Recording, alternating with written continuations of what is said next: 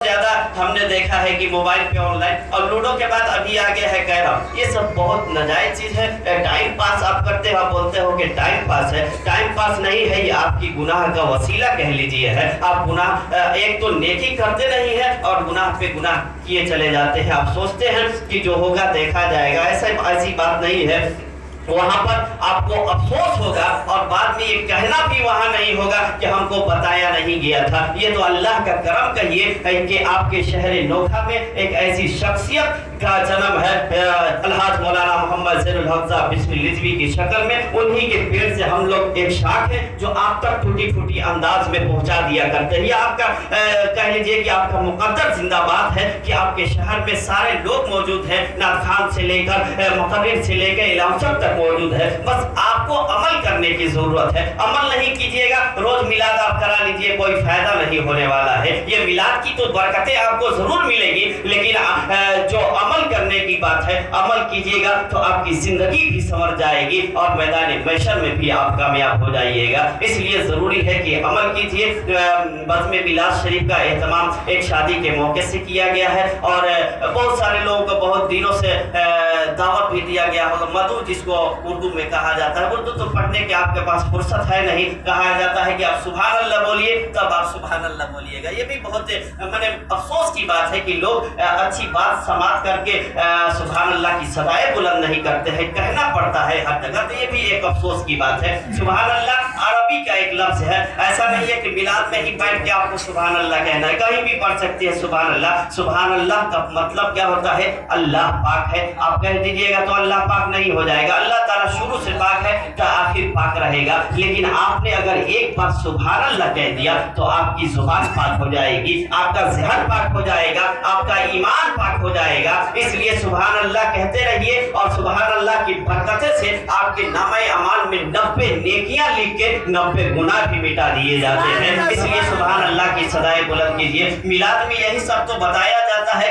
अल्लाह ताला को क्या कौन सी अदब पसंद आ जाए, ये बज़्म मिलाद है। यहाँ पर अदब के साथ बैठना भी इबादत है। अदब के साथ नहीं रहिएगा तो लाख नमाज पढ़ लीजिए, आपकी नमाज मुंह पे मार दी जाएगी। इसलिए कि अदब बहुत जरूरी है। ये उस पैगंबर की महफिल है जिसके बारे में आका खुदाए ताला फरमाता है कि मुझे नबी को पैदा करना मकसूद ना होता तो मैं पूरी कायनात को नहीं पैदा फरमाता। एक हवाला ले लीजिए कि उस पैगंबर के सदके में सारी कायनात को पैदा किया गया है। अगर आदम अलैहिस्सलाम की अजमत के बुनियाद पर इब्लीस को जन्नत से निकाल के फेंक दिया जा रहा है बाहर, तो सोच लीजिए हमारे आका का मकाम क्या होगा। आका का मकाम क्या होगा? जो पैगंबर लाया है सारी दीन को, उसको हम बुरा भला कहें तो आप बर्दाश्त कीजिएगा, नहीं न कीजिएगा। तो आका अलैहिस्सलाम से मोहब्बत कीजिए तो उसका इजहार भी बहुत जरूरी है। इजहार बहुत जरूरी है। नहीं इजहार कीजिएगा तो बस आप सोचिएगा कि मौलाना लोग जो करते हैं वही लोग करेंगे। ये सारे लोगों पर दारोमदार है कि आका पर अगर कोई उंगली उठाए, आका अलैहिस्सलाम पर कोई उंगली उठाए तो ये सब लोगों की जिम्मेदारी बनती है कि उस उंगली का जवाब आप उंगली से दीजिए, उस उंगली को तोड़ दीजिए जो उंगली आका अलैहिस्सलाम पर उठाई जाती है। इसलिए कि नबी के बारे में शायर कहता है अपने अंदाज में कि हर एक शय पे अगर आपका जलवा नहीं होता, हर एक शय पे आपका अगर जलवा नहीं होता, होती ही नहीं शाम सवेरा नहीं होता, और अगर नूरे मुजस्सम ना होता दो जहां में सूरज भी निकलता तो उजाला नहीं होता।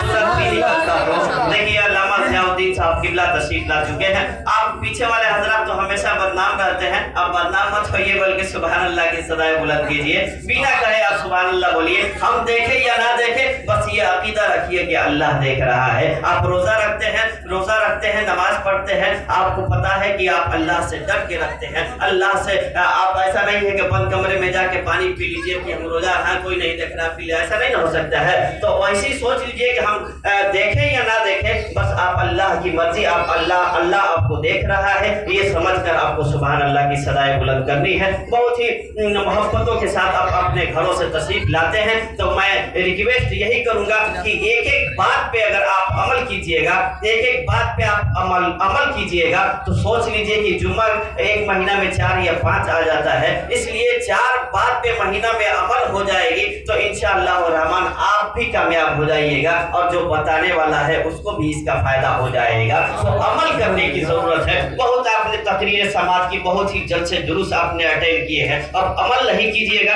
तो आपकी बिसात तक बाकी नहीं रहेगी, आपके नाम तक नहीं बाकी रहेगी, नाम तक कोई लेने वाला नहीं रहेगा। इसलिए जरूरी है कि अमल कीजिए। नबी से मोहब्बत कर रहे हैं तो उसका इजहार कीजिए, कुरान से मोहब्बत कीजिए, कुरान को अपने कुरान की अपने घरों में तिलावत कीजिए। अब आइए मैं चलते चलाते अब कुरान की तिलावत